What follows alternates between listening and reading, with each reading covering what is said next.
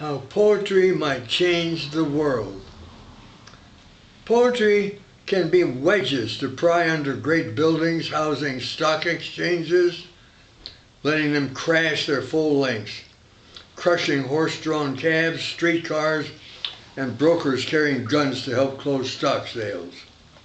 Until something is crushed in the fabric of power, there can be no redesign of the engines that power society. No grinding to a halt of heavy machinery that lifts concrete slabs overhead and drops them on old forests and crystal clear streams, on children when necessary in obsolete playgrounds. The wedges caused by poetry do not have to be thick. It is only necessary to begin the process of destabilization. We can count on the powerful to become meaningless addicts or drunks when they realize they are shorn of their privileges.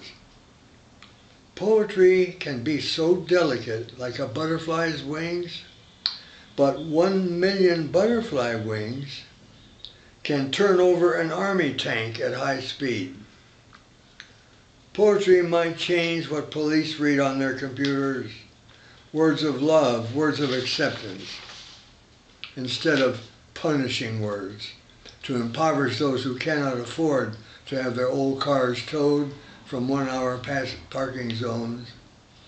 Poetry might befuddle the dreams of statesmen and let them waken to wonderful days, not days filled with fear of the dictator in the next country.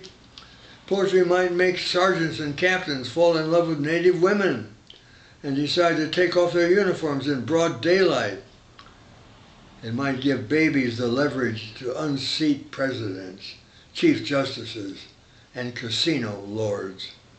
They might hypnotize us all and let us see at last how many potential friends there are in the world, and that already today we have more than we had yesterday, and how it was at a poetry reading that we met in the first place.